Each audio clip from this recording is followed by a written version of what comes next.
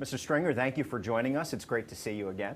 Good to be here. Let me talk about your campaign. You've pitched yourself as a progressive, but you've held office for close to 30 years, elected office. Most progressives these days, especially in this state, are newcomers. How are you making that case?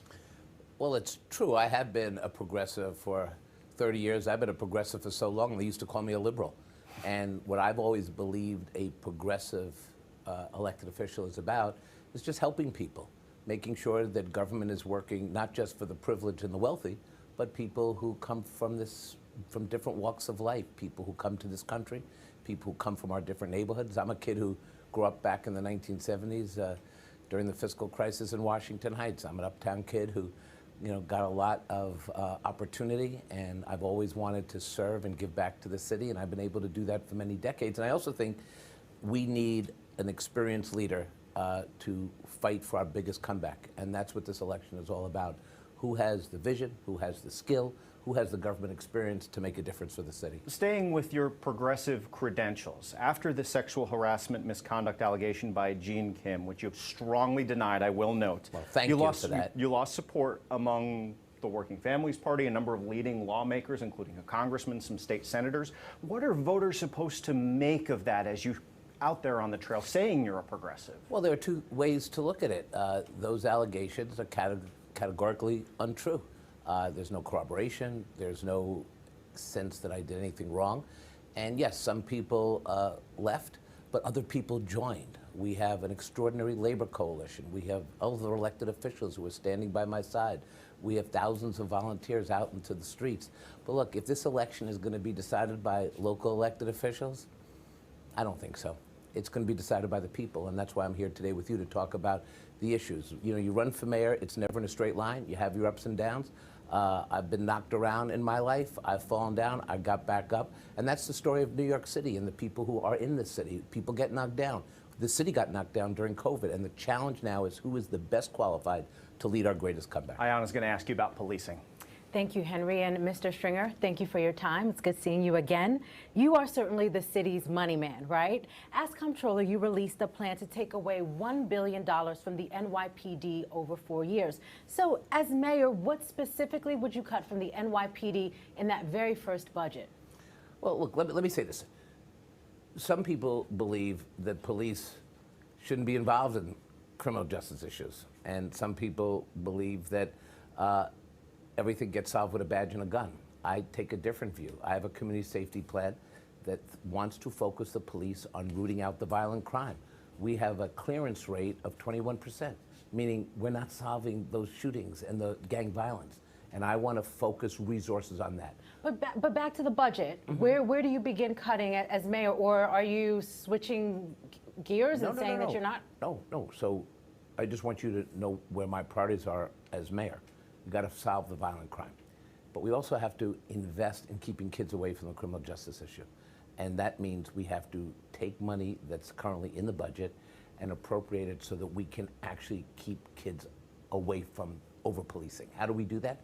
By investing in violence interrupter programs, mentorship programs, summer jobs, internships, all the things that keep kids away. The way I would focus and cut the budget is $265 million in a $6 billion budget per year. You can do that with overtime. You can do that with the outside consultants.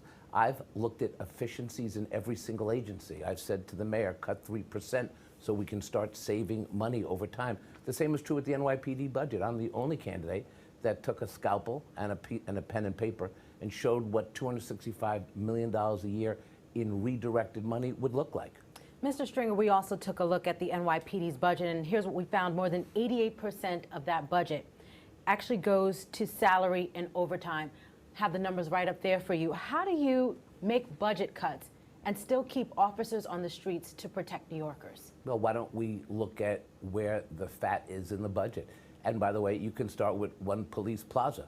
We've seen the budget increase at headquarters at the expense of the precincts, at the expense of programs that would help children.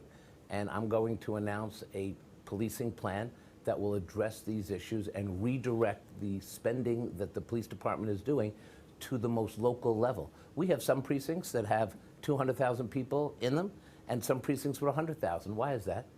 It doesn't make sense. We have to redo those lines. So there's so much that goes into police reform.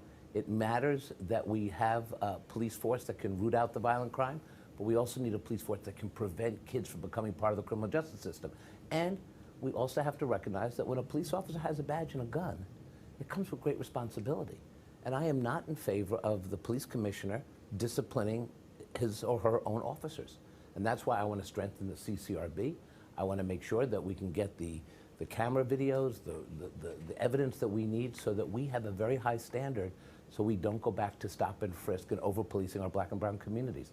My plan makes sense because it's grounded in protecting citizens, making our streets safe, but also making sure that our children are protected as well. Thank you, Mr. Stringer. Sure. Henry? Let's talk about mental health. You've said that you will publicly shut down Thrive. That's the city's mental health initiative, which gets more than $226 million a year. It's gotten over $1 billion in the last few years with some high-profile accountability issues. Specifically, what are the first few things you replace Thrive with? Well, first of all, I was the controller during this time period, and I went out and said, look, Thrive is opaque. You can't see what programs are working, what programs aren't, because it was essentially a political statement. It was a political operation. It didn't really go specifically to the areas that we have to focus on. So I hear you, but what are the one or two things you're going to do immediately? First and foremost, we're going to direct a lot of this money into the schools. We need more social workers. We need more mental health initiatives. I've got 2 kids in the public schools. I'm a failed remote learning teacher. Our kids lost a lot during this pandemic. So it's not just about opening schools in September. It's what is going to be waiting for them when they get there.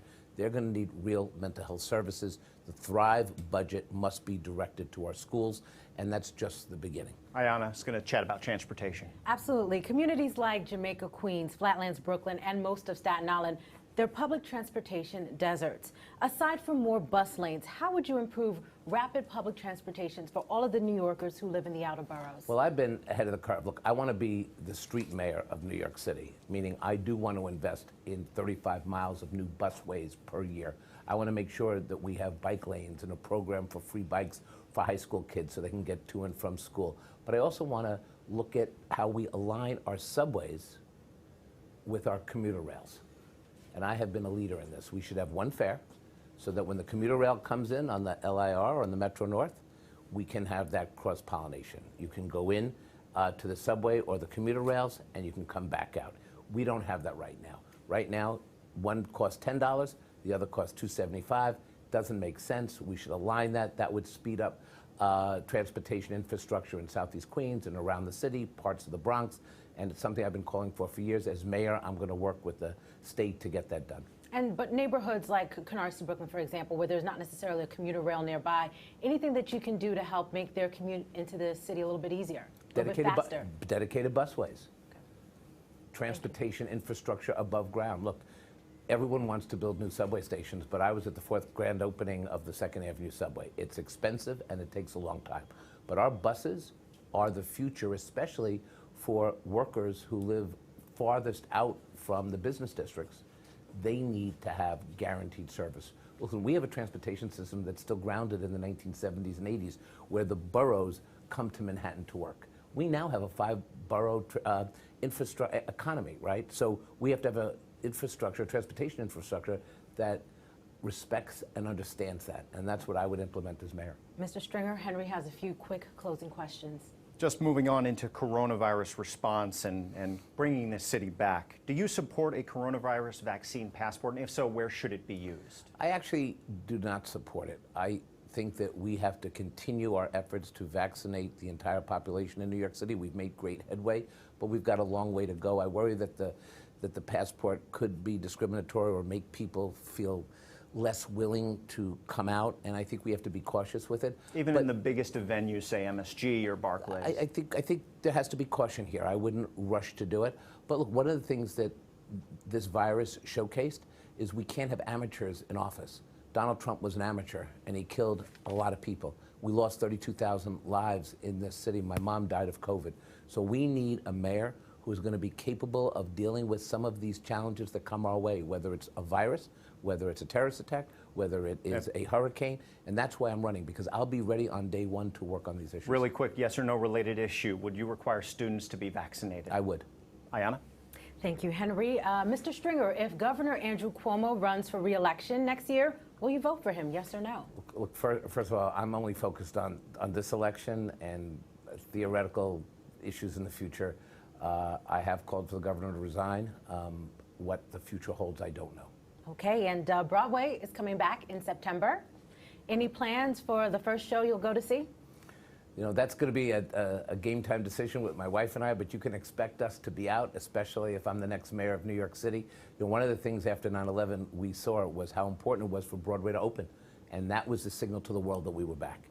And I do believe we're in that same moment. When Broadway comes alive, when our arts and culture community comes alive, that's going to signal that the long road is upon us and that we can actually build back our city better and bigger than before. Mr. Stringer, thank you so much for visiting us today. We appreciate your time. It's good to see you. Thank you very much.